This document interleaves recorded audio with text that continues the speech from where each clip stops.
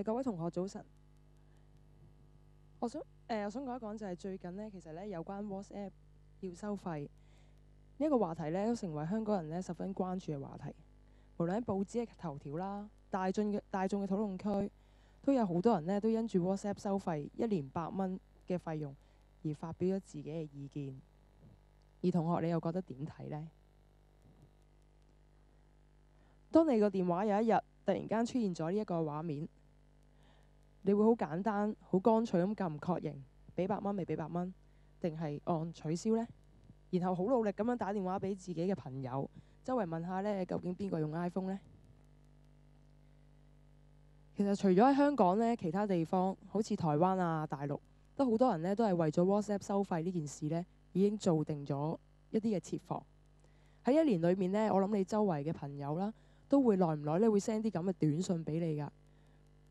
大致上呢都係話，如果你 forward message 俾10個人啦，咁 WhatsApp 呢就會辨認到你係一個慣常嘅用戶，你就唔會列入一個收費名單。又或者呢，你個 logo 呢就會變為紅色，咁好似有咗抗體咁樣。而我哋當中有冇一啲聽過好聽話嘅同學會跟住做呢？好啦，最近呢一個嘅事件呢，呢個大預言終於都喺某部分嘅用家身上都應驗咗啦。網上面亦都紛紛呢去互傳一個破解嘅方法，係教你點樣呢可以唔使俾錢，終身可以享用嘅 WhatsApp。我諗你每個同學呢都收過呢一個咁嘅破解方法信息啦。亦都有人話啦，喂，8蚊啫喎，其實呢可能搭車啦就已經冇咗啦。但係點解呢？我哋要為咗今次呢100蚊而去咁計較呢？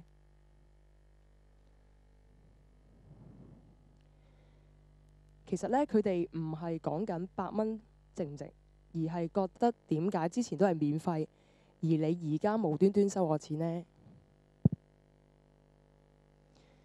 有個作者呢，都有就住而家呢一個免費嘅年代去解釋現代人嘅心理。佢呢認為大家都係呢被寵壞咗啦。佢用咗一個呢叫penny gap 嘅概念去解釋，即係話呢用家呢對於所有免費嘅商品呢都係一定會選擇嘅。但係呢，若然要收費呢，即使係好低嘅價錢呢，都會過唔到自己個心理關口，要衡量一下呢是否值得去買。而或者呢，佢哋呢啲用家又會去選擇另外一啲唔使俾錢嘅 Apps 啦，例如 Line 啊、WeChat 啊咁樣。好啦，對於 WhatsApp 呢件事，我哋其實應該呢仔細去諗清楚。我哋有時呢係咪太着眼於免費呢2個字呢，而作出咗一啲好唔精明嘅選擇？其實反過嚟睇呢，其實我哋應該呢去理性一啲，去考慮一下其實 WhatsApp 所提供嘅用途。每年8蚊其實係值唔值得呢？如果值得，其實俾錢又有啲咩嘅問題呢？更何況呢，WhatsApp 之前已經明言咗1年試用。同學要記住，呢個世界呢係冇免費嘅午餐嘅。唔知大家呢明唔明白呢個道理呢？今日早禱到呢度，請大家低頭祈禱。主啊，現今嘅社會呢都趨向一個免費嘅年代，但係求主呢引領呢一班青少年，我哋一班培正嘅學生，能夠有理性、有智慧去明白呢一個世上呢係根本呢冇一個免費午餐。考試唔讀書係唔會有好成績。